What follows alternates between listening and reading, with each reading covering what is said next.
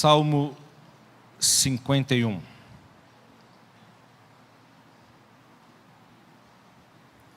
Esse é o texto que servirá para a palavra dessa noite. A palavra do Senhor diz assim: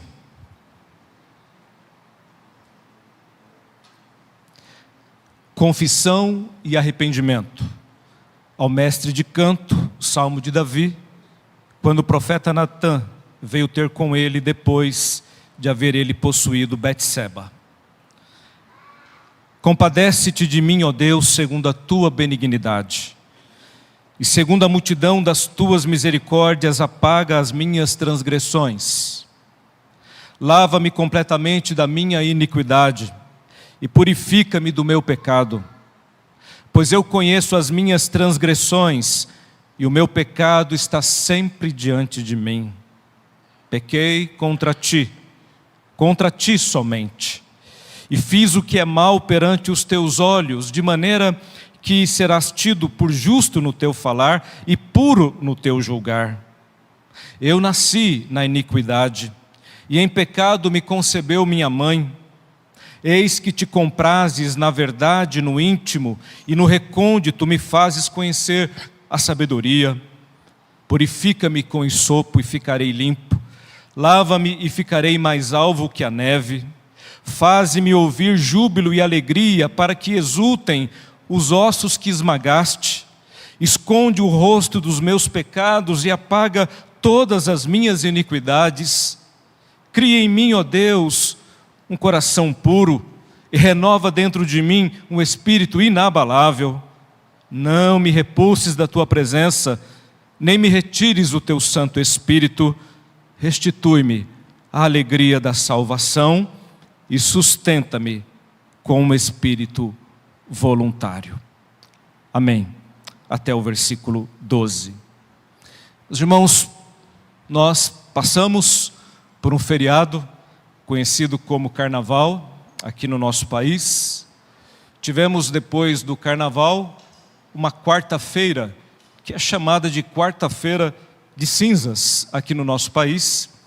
Um país de tradição católica, onde muitos foram então às missas, como já é de costume, para receber cinzas na sua cabeça, como forma de penitência, como forma de humilhação. Alguns podem perguntar, mas os evangélicos não guardam esse tempo, não tem esse período chamado de Quaresma, que iniciou exatamente na quarta-feira e vai até então a Páscoa para os católicos. Meus irmãos, nós não guardamos a Quaresma, primeiro porque não há nenhuma recomendação, nenhum princípio bíblico nesse sentido, não está nas Escrituras. Foi uma tradição que a igreja no tempo e na história começou a praticar e segue até hoje. Os protestantes, os evangélicos não têm esse costume. E também porque aquilo que se pratica dentro da fé romana é algo que nós não concordamos, por entender que não está nas Escrituras, porque a penitência não pode livrar pessoa do pecado, não pode salvar pessoas simplesmente pelo ato de uma penitência. Portanto, nós entendemos que tanto esse tempo como aquilo que está associado a ele não é bíblico. Agora, por outro lado, meus irmãos, quando pensamos nesse tempo, e pensando que estamos nos aproximando, sim, da Páscoa, quando nós celebramos a morte de Jesus, a sua ressurreição, e não apenas nesse tempo, mas em todo o tempo, nós estamos constantemente em reflexão, em contrição, em arrependimento, porque isso sim se faz necessário, não apenas durante 40 dias, mas durante todo o tempo da nossa vida. Nós precisamos sim estar diante do Senhor em confissão, em arrependimento, e é sobre isso que o Salmo que nós acabamos de ler está falando. Queridos, este Salmo, ele é o registro da agonia de Davi. Nós temos aqui, meus irmãos, um homem temente a Deus, servo do Senhor, mas que caiu num pecado terrível, e agora ele está arrependido, agora ele está confessando, ele precisa fazer isto, ele precisa deixar essa prova, não apenas naquele tempo, mas para a posteridade daquilo que está no coração dele, daquilo que ele fez e de como ele se arrependeu. Por isso o Salmo 51 é considerado a mais bela expressão de arrependimento de um pecador, encontrado não apenas no Novo Testamento, no Velho Testamento, mas na Bíblia como um todo. Nós temos aqui, meus irmãos, uma das mais belas expressões de arrependimento. E eu quero falar então com vocês nesta noite sobre este tema, arrependimento. O que é, de fato, se arrepender? O tema do sermão é o caminho do arrependimento. Nós podemos tirar algumas lições para a nossa vida aqui nesta noite, através dessa palavra. E pensando no arrependimento e no caminho que nós temos para chegar a ele, porque como será, meus irmãos, que de fato nós nos arrependemos? Uma coisa é certa: quando nós pecamos, nós estamos nos afastando de Deus. O pecado nos distancia de Deus. E o caminho de volta é o caminho do arrependimento. Há um caminho que precisa ser percorrido nesse retorno. Se o pecado nos afasta de Deus, para nos aproximar novamente dele, nós temos um caminho a percorrer. Não é apenas uma palavra, não é apenas dizer eu me arrependo. Não, há um caminho. E que caminho é esse? Em primeiro lugar, meus irmãos, nós precisamos reconhecer o nosso pecado. O primeiro passo é este: reconhecer que pecamos. Davi é alguém que, ao escrever este salmo, reconhece que pecou. Nós temos aqui o contexto deste salmo, o que nos ajuda muito, porque logo no início está descrito que este salmo foi escrito por Davi, quando o profeta Natã veio ter com ele, depois que ele possuiu Betseba. Essa história está registrada no livro de 2 Samuel, no capítulo 11, quando diz, meus irmãos, que no tempo em que os reis saíam para a guerra, Davi, por sua vez, como rei, ele não fez isso, ele não saiu para a guerra, ele ficou na sua casa, ele ficou em Jerusalém, e ali em Jerusalém, passeando pelo terraço do palácio, ele viu uma mulher formosa. Essa mulher estava tomando banho, e meus irmãos, Davi, ele perguntou: quem é esta mulher? Seus servos disseram: ela é Betseba, filha de Eliá e mulher de Urias, o Heteu.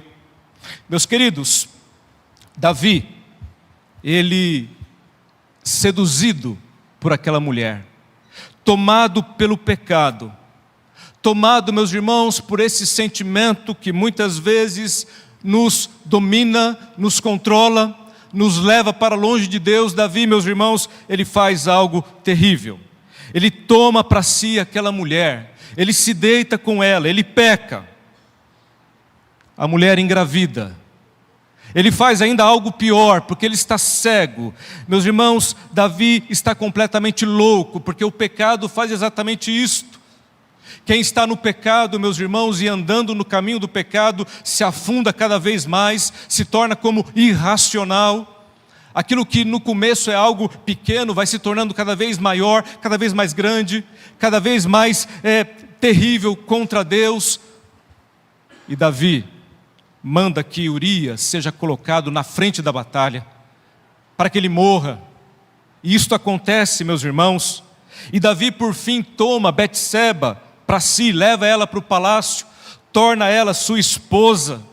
E a palavra de Deus diz lá em 2 Samuel, no capítulo 11, versículo 27, que isto que Davi fez foi mal aos olhos do Senhor. Davi pecou terrivelmente, meus irmãos, ao adulterar com Betseba. O pecado se torna pior ainda quando ele trama a morte do marido dela, Urias. E quando ele traz essa mulher então para o palácio, para fazer dela a sua esposa, Deus não se agradou disto. E Deus envia um profeta chamado Natã para ir até Davi. E eu convido você a abrir comigo a Bíblia no segundo livro de Samuel, no capítulo 12. A partir do primeiro versículo está descrito aqui o encontro de Natã com Davi. Segundo livro de Samuel, capítulo 12, a partir do primeiro versículo. A palavra do Senhor diz assim: o Senhor enviou Natã a Davi. Chegando Natã a Davi, disse-lhe, o profeta vai contar uma história para Davi. Havia numa cidade 2 homens, um rico e outro pobre. O rico tinha ovelhas e gado em grande número, mas o pobre não tinha coisa nenhuma, senão uma cordeirinha que comprara e criara, e que em sua casa crescera junto com seus filhos. Comia do seu bocado e do seu copo bebia, dormia nos seus braços e a tinha como filha. Vindo um viajante ao homem rico, não quis este tomar das suas ovelhas e do gado para dar de comer ao viajante que viera a ele, mas tomou a cordeirinha do homem pobre e a preparou para o homem que lhe havia chegado. Então o furor de Davi se acendeu sobremaneira contra aquele homem. Veja, ao ouvir esta história, Davi ficou indignado e disse: como pode isto? Que maldade este homem cometeu? Tão certo como vive o Senhor, o homem que fez isto deve ser morto. E pela cordeirinha restituirá 4 vezes, porque fez tal coisa e porque não se compadeceu. Então disse Natã a Davi: tu és o homem. Meus irmãos, será que a gente consegue parar para pensar o que está acontecendo aqui? Davi vai ser confrontado com o pecado dele. Davi vai ser confrontado com quem ele é.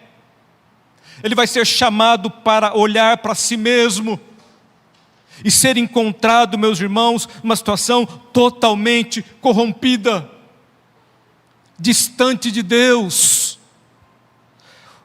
Natã continua: tu és o homem, assim diz o Senhor Deus de Israel, eu te ungi rei sobre Israel, e te livrei das mãos de Saul, dei-te a casa de teu Senhor e as mulheres de teu Senhor em teus braços, e também te dei a casa de Israel e de Judá. E se isto fora pouco, eu teria acrescentado tais e tais coisas, porque pois desprezaste a palavra do Senhor, fazendo o que era mal perante ele. A Urias, o heteu, feriste a espada, e a sua mulher tomaste por mulher, depois de o matar com a espada dos filhos de Amon. Agora, pois, não se apartará a espada jamais da tua casa, porquanto me desprezaste e tomaste a mulher de Urias, o heteu, para ser sua mulher. Assim diz o Senhor: eis que da tua própria casa suscitarei o mal sobre ti, e tomarei tuas mulheres à tua própria vista, e as darei ao teu próximo, o qual se deitará com elas em plena luz deste sol, porque tu o fizeste em oculto, mas eu farei perante todo o Israel e perante o sol. Então disse Natã a Davi: pequei contra o Senhor. Disse Natã a Davi: também o Senhor te perdoou o teu pecado, não morrerás. Mas posto que com isso, deste motivo, a que blasfemassem os inimigos do Senhor, também o filho que te nasceu morrerá. Então Natã foi para sua casa. Meus irmãos, Davi escreve este salmo nesse contexto. Davi, meus irmãos, ele vai reconhecer o seu pecado, porque o caminho do arrependimento passa exatamente por aí. Não é encobrir o pecado, não é justificar o pecado, não é colocar culpa nos outros, Davi não usou de justificativas, confrontado agora por Natã. Ele não usou de justificativas. Ele reconhece: eu pequei. Meus irmãos, para alguém reconhecer o seu pecado, é bom que nós possamos entender isto. É somente o Espírito Santo do Senhor. É Ele que convence do pecado, do juízo e da justiça. Davi não reconheceu o seu pecado sozinho. Ele foi confrontado. Deus usou o profeta. Assim como hoje Ele continua usando, não mais profetas como no Velho Testamento, mas a sua palavra, a palavra profética que está diante de nós. E que ao lermos ela e ao nos depararmos com ela, também reconhecemos o nosso pecado, somos convencidos do nosso pecado. Porque o verdadeiro arrependimento, meus irmãos, tem que passar, em primeiro lugar, por esse reconhecimento. Se não há reconhecimento de pecado, não há arrependimento. Se alguém pede perdão a você, mas não reconhece que errou, vem com justificativas, ora, de fato, talvez essa pessoa não tenha se arrependido. Arrependimento, meus irmãos, é quando nós reconhecemos que somos pecadores, que os nossos pecados ofendem a Deus. Esse é o primeiro passo, esse é o caminho para o arrependimento. E eu e você precisamos constantemente reconhecer o nosso pecado, porque todos nós somos pecadores, e não podemos andar num caminho de pecado, mas temos que andar em santidade. Mas o fato é que pecamos, que falhamos, e quando pecamos, falhamos, nos arrependemos. Mas o primeiro passo para o arrependimento é o reconhecimento do pecado. Mas veja, há um segundo passo aqui que nós encontramos nesse texto. O salmista começa dizendo assim no versículo 1: compadece-te de mim, compadece-te de mim, ó Deus, segundo a tua benignidade, e segundo a multidão das tuas misericórdias, apaga as minhas transgressões. Davi reconhece o seu pecado, meus irmãos, e agora o que ele faz? Ele clama pela compaixão do Senhor. O caminho do arrependimento, em primeiro lugar, você reconhece. Em segundo lugar, você clama pela compaixão do Senhor. Você sabe o que é clamar pela compaixão do Senhor?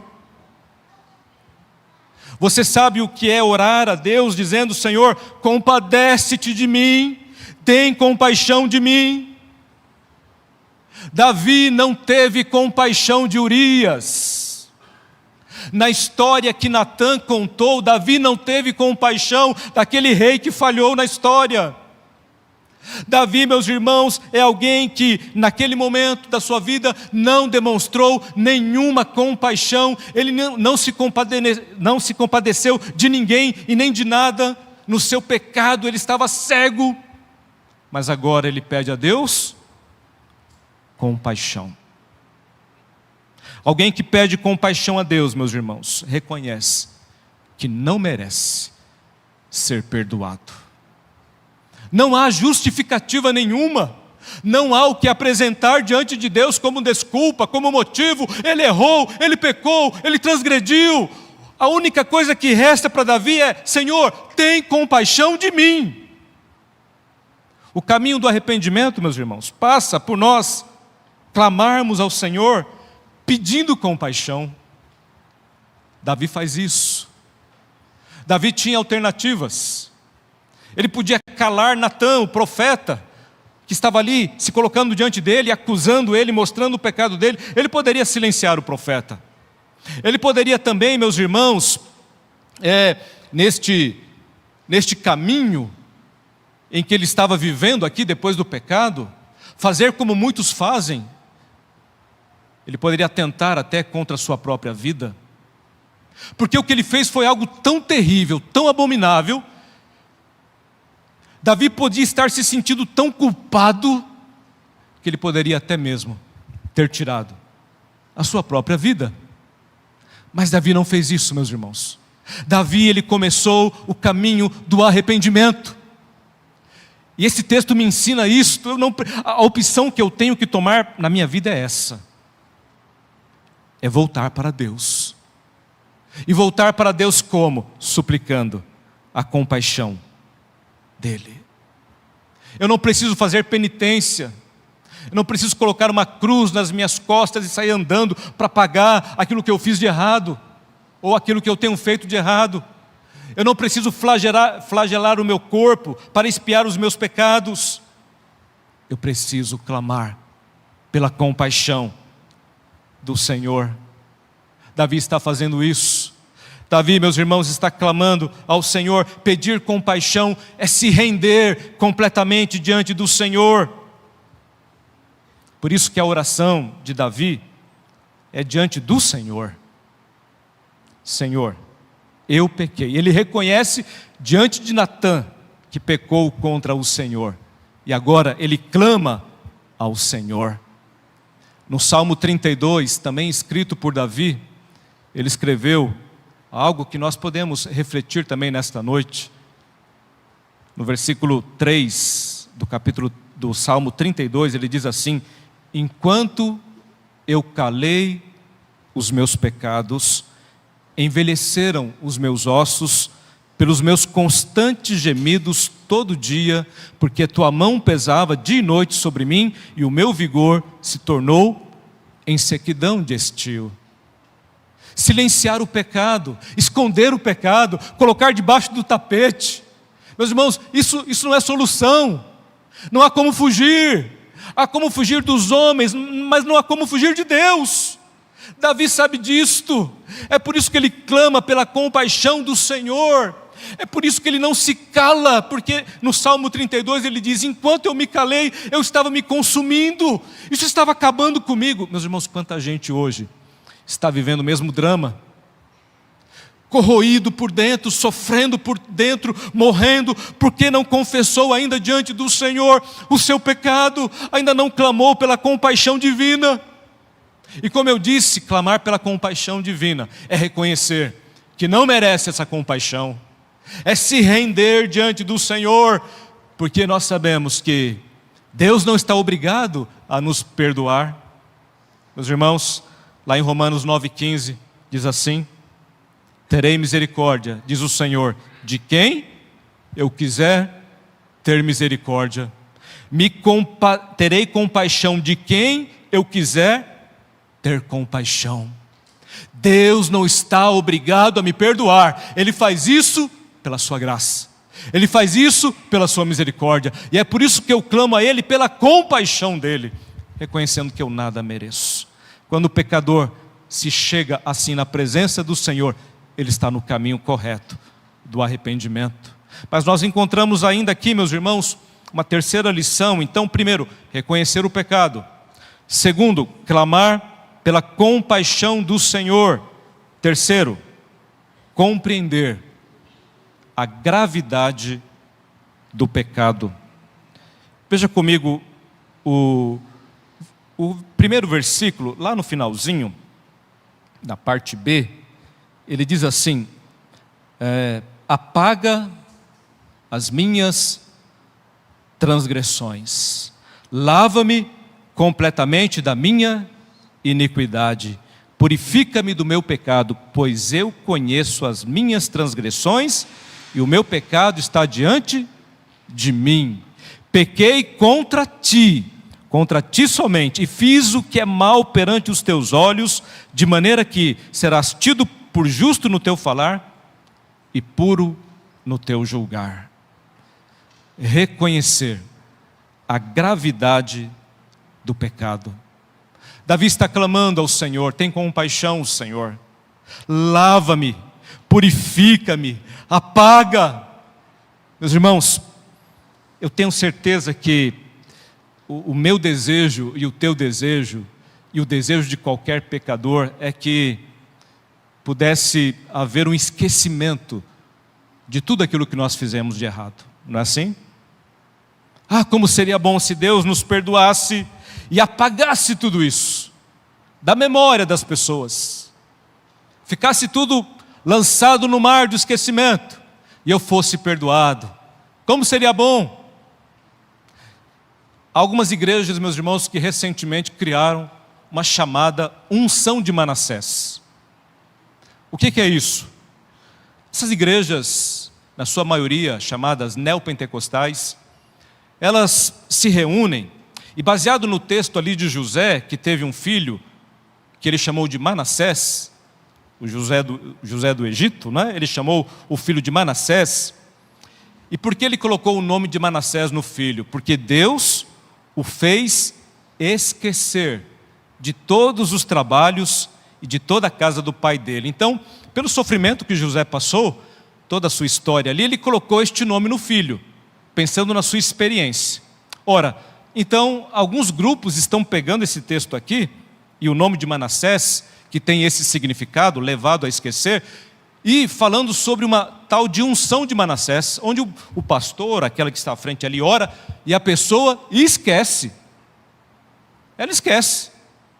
Ela para de cometer o pecado que ela cometia, por exemplo, se ela tinha problema com droga, não é?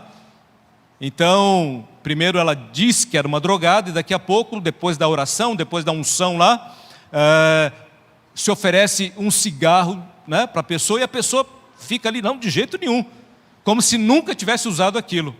E há outras também formas de você presenciar essa tal de unção de Manassés nesses lugares. Meus irmãos, isso não existe. Não há tal unção. Essa ideia de apagar, de deletar, de fazer com que o pecador ou as pessoas ofendidas esqueçam por completo do que aconteceu, isso não existe, isso não é bíblico. Mas talvez você olhe para mim, esteja no teu coração lembrando de um versículo que está lá em Isaías, capítulo 43, versículo 25, que diz assim: eu mesmo sou o que apago as tuas transgressões por amor de mim, e dos teus pecados não me lembro. Ora, Isaías, o profeta, está dizendo que, aqui da parte de Deus, Deus falando, né? Eu apago as tuas transgressões, e do teu pecado eu não me lembro. Ora, será que o texto está ensinando então que Deus, quando Ele nos perdoa, Ele esquece do nosso pecado? É isso? Lá em Gênesis capítulo 8, versículo 1, quando Noé está na arca e Deus ordenou que ele construísse a arca, pegasse os animais, entrasse na arca, veio o dilúvio. Noé fica um bom tempo ali na arca, e aí no capítulo 8, versículo 1, diz assim: lembrou-se Deus de Noé. Ora, Deus se lembrou de Noé? Deus tinha esquecido dele lá na arca? E agora ele lembrou, opa, o dilúvio. E agora, deixa eu ir lá salvar Noé. Não. Então, a interpretação equivocada das Escrituras pode levar ao entendimento errado e a doutrinas erradas. Lembrar e esquecer aqui em relação a Deus não é no mesmo sentido do meu lembrar, do teu lembrar, ou do meu esquecer e do teu esquecer. A Bíblia não ensina em lugar nenhum que Deus esquece, que Deus tem uma amnésia em relação aos nossos pecados, que ali na cruz foi isso que aconteceu com Jesus. Não, pelo contrário. Meus irmãos, o Salmo 103, no versículo 12, diz que quanto dista do ocidente, quanto dista o oriente do ocidente, assim afasta de nós as nossas transgressões. Como um pai se compadece de seus filhos, assim o Senhor se compadece daqueles que o temem. A ideia aqui de esquecer, de perdão, de misericórdia divina, meus irmãos, é nesse sentido, não no sentido de que a memória do pecado será apagada na nossa mente ou na mente das pessoas, ou mesmo na mente de Deus. Não, de maneira nenhuma. Deus não se esquece. E Ele não diz também que ia fazer os outros esquecerem. Mas o que Davi está pedindo é: Deus, apaga isso. Se fosse possível, apaga. Como seria bom riscar da história de Davi, e nós estamos lendo essa história aqui, porque ela não foi apagada, nem da memória de Davi, nem da memória de Israel, e está aqui diante de nós, o pecado de Davi.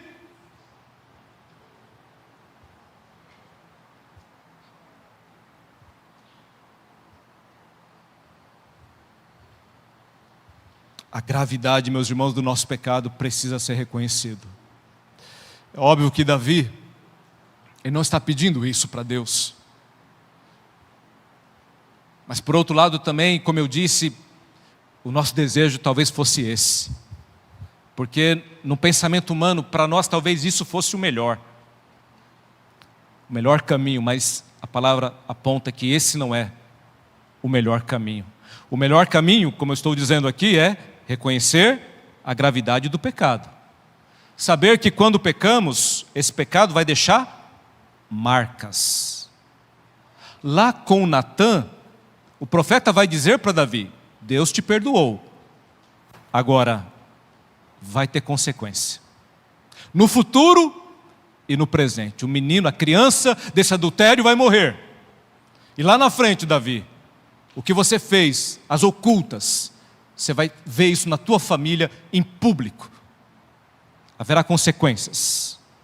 Haverá marca. Mas como, pastor? Se Deus perdoou Davi, como é que isso ainda haveria de acontecer? Ora, faz parte do processo. Nós temos que entender o processo, meus irmãos. Davi recebeu o perdão de Deus, mas o castigo pelo que ele fez não foi suspenso.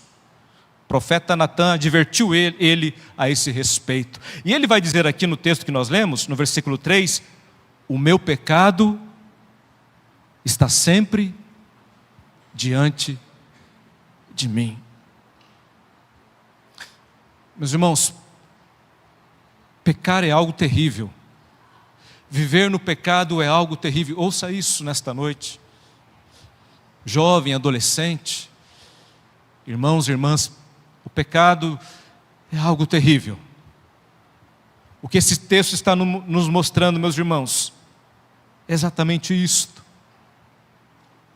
Eu vou ter que conviver com as consequências do meu pecado, com as marcas do meu pecado. Lembra-se de Paulo, o grande apóstolo do Senhor. Porém, antes de se converter, Paulo perseguiu a igreja, Paulo matou cristãos, Paulo fez coisas terríveis. E o próprio Paulo, lá em 1 Coríntios capítulo 15, versículo 9, ele fala do seu apostolado, mas ele diz: eu sou o menor dos apóstolos, eu não sou digno de ser chamado apóstolo, pois eu persegui a igreja de Deus. Deus não apagou da mente de Paulo aquilo que ele fez no passado, o seu pecado, ele vai conviver com isto. E isto vai levar Paulo a reconhecer que ele é o que é somente pela graça de Deus. Porque ele reconheceu o que é receber a compaixão do Senhor. Não há mérito, meus irmãos, é graça.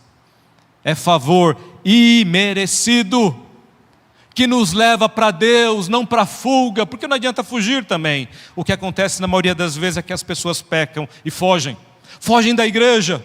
Quantos estão aí no mundo, meus irmãos, se dizem cristãos? Não, eu frequentava a igreja, eu ia na igreja. Está lá no mundo, no pecado. E muitas vezes a opção foi essa, porque pecou, fugiu, deixou de frequentar a igreja, deixou a comunhão, foi se afundando no pecado. O medo de olhar para as pessoas, mas elas vão saber o que eu fiz. Como seria bom se a memória fosse apagada e ninguém mais lembrasse do que foi feito. Como seria bom se entrássemos aqui, né, dessa maneira. Mas não, meus irmãos, não é assim que funciona. Você e eu, que entramos aqui, cada um traz a sua história, que tem capítulos lindos, maravilhosos, mas capítulos terríveis, feios, páginas que a gente não gostaria de voltar lá, de ler, jamais. Mas nós vamos ter que conviver com isso, enfrentar isso, aprender a confiar no Senhor. Você gostaria que Deus apagasse da memória de todos? Isso seria mais fácil, mas não é assim. O que deve nos confortar, meus irmãos, é que Deus vai olhar para nós. As pessoas podem olhar para nós e nos julgar, faz parte. O homem é pecador. Mas o que deve nos confortar é que Deus vai olhar para nós e vai nos perdoar.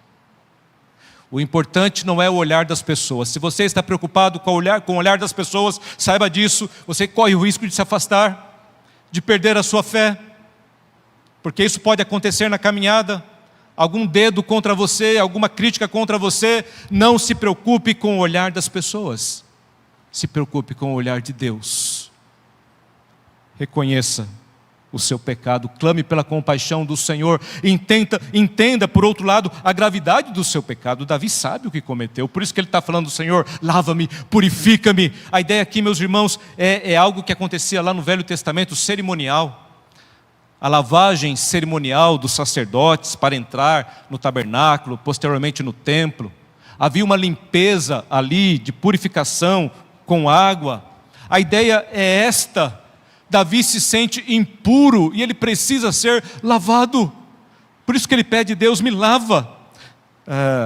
Lá em Efésios capítulo 5, versículo 25 a 27, diz que Jesus amou a igreja e a si mesmo se entregou por ela, para que a santificasse, tendo-a purificado por meio da lavagem de água pela palavra. Assim como Davi, meus irmãos, clama pela purificação, nós também clamamos e sabemos que Jesus Cristo fez isso por nós na cruz do Calvário. Nós somos lavados, remidos pelo sangue do Cordeiro. A água simbolizada no batismo, meus irmãos, é apenas um símbolo da limpeza real, verdadeira, genuína, que Cristo fez por nós pelo seu sangue. Davi pede no versículo 7 ainda: purifica-me com hisopo e ficarei limpo. Hisopo aqui, meus irmãos, é um tipo de erva, uma planta que era usada também na purificação dos leprosos lá no Velho Testamento. E é interessante que Davi, ao usar essa expressão aqui, ele está, de certa forma, entendendo a gravidade do pecado dele, porque assim como o leproso era algo terrível naqueles dias, quem tinha lepra ficava afastado do povo de Deus, afastado das pessoas, fora da comunhão, impuro. Davi entende, é isso que o pecado fez com ele. Ele clama: Senhor, purifica-me com hisopo. Essa lepra do pecado precisa ser limpa na minha vida. Ele entende a gravidade do seu pecado, meus irmãos. Nós não podemos brincar com o pecado. O pecado deve trazer, sim, vergonha. Saber que o pecado, meus irmãos, não é contra pessoas. Davi não pecou contra simplesmente Urias, contra Betseba, mas ele pecou contra Deus. E é isto que ele vai dizer aqui: o maior ofendido aqui, meus irmãos, é Deus. Pequei contra ti somente, e fiz o que era mal perante os teus olhos. Por isso ele clama pela compaixão do Senhor. Por isso ele clama, meus irmãos, pela misericórdia do Senhor, porque se não houvesse compaixão ou misericórdia, Davi estaria perdido. Reconheça o seu pecado, clame pela misericórdia e compaixão do Senhor, compreenda a gravidade do seu pecado. Feito tudo isto, pastor, e agora? Bom, quando você faz isso, pelo menos duas coisas vão acontecer na tua vida, e devem acontecer na tua vida. Veja o versículo 10: cria em mim, ó Deus, um coração puro e renova dentro de mim um espírito inabalável. O verdadeiro arrependimento, meus irmãos, nos leva a abandonar completamente o pecado. Quem se arrependeu de verdade, não só da boca para fora, mas de verdade, abandona totalmente o pecado. Davi sabe que é pecador e que pode cair novamente em falhas. Por isso que ele clama ao Senhor: Senhor, cria dentro de mim um novo coração, uma nova disposição. Jeremias, no capítulo 17, versículo 9, diz que o nosso coração é enganoso. Não confie no teu coração. Não seja levado pelo teu coração, pelas tuas emoções. Deus é aquele que esquadrinha o nosso coração. No Salmo 139, o salmista diz: sonda-me, ó Deus, e conhece o meu coração, prova-me, conhece os meus pensamentos, vê se há em mim algum caminho mau e guia-me pelo caminho eterno. É isto, meu irmão. Você precisa se colocar diante de Deus desta maneira, nesta nova caminhada. Você já reconheceu o teu pecado, você já pediu que o Senhor se compadeça de você, você entendeu a gravidade do pecado, agora abandone. Abandone completamente. O Senhor pode fazer isto, te dar um novo coração, um espírito inabalável, alguém que já não está mais suscetível à carne e ao pecado. É o que o apóstolo Paulo nos ensina também, falando sobre esse mortificar a carne todos os dias, todos os momentos, para que em nós não haja mais as obras da carne, sim, os frutos do Espírito Santo. É a prática cristã, é a vivência cristã. Você precisa vir à igreja, você precisa orar, você precisa ler a palavra de Deus, você precisa participar da comunhão do Senhor. Você precisa buscar ao Senhor em todo o tempo, estar perto dEle. Esse é o caminho para a construção desse novo coração. E é interessante que no versículo 11, o salmista diz assim: Senhor, não me repulses da tua presença. Em pecado, Davi reconhecia que estava longe da presença do Senhor. E o que mais machuca Davi, o que mais, meus irmãos, dói no coração de Davi, é saber que ele está longe do Senhor, e que ele gostaria de estar perto do Senhor. E ele pede o perdão e diz: Senhor, não me repulses, não me retires da tua presença. Os seres humanos são assim. Alguém faz uma coisa muito grave contra você, aí você diz: eu te perdoo, mas nunca mais apareça na minha frente. Não quero te ver nem pintado de ouro, né? Esse é o nosso perdão. Eu te perdoo, mas some da minha vida, não quero te ver mais. Davi cometeu algo terrível, e ele sabe disso. Ele clama: Senhor, não me repulse da tua presença. É lá que eu quero estar, é lá que eu necessito estar, é lá que eu preciso estar. E por último, meus irmãos, ele diz no versículo 12: restitui-me a alegria da tua salvação. Restitui-me a alegria da tua salvação. Não me retires o teu Santo Espírito, mas restitui-me a alegria da salvação. Meus irmãos, não há alegria no pecado. O caminho do pecado é o caminho da tristeza. Alguns até podem achar que é um caminho bom, e por um momento podem ser iludidos pelo diabo e caminhar nessa direção, mas vão reconhecer. Muitos vão ter que comer com os porcos, como o filho pródigo. Muitos só vão reconhecer depois de muito sofrimento, muita dor, muita angústia. Outros nem tanto. Mas o certo é que este caminho é o caminho da dor, é o caminho do sofrimento. Quando você começa a trocar as coisas de Deus pelas coisas deste mundo, e esse é um processo, você vai perdendo a alegria da salvação. Davi está dizendo aqui: Senhor, não me tire essa alegria do meu coração, porque eu não quero andar em pecado, eu quero andar na presença do Senhor. É isso que dá alegria ao meu coração, é isso que dá alegria ao teu coração, meu irmão. Andar na presença do Senhor. Louvado seja Deus, porque o Espírito Santo, Ele trabalha em nós, nos convencendo do pecado.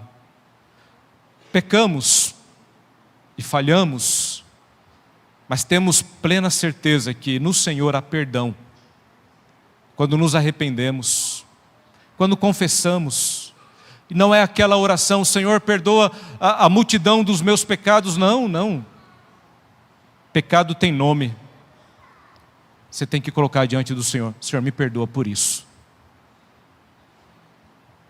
Tem compaixão de mim, eu não mereço esse perdão. Eu sei que eu não mereço, mas eu estou clamando pela compaixão do Senhor.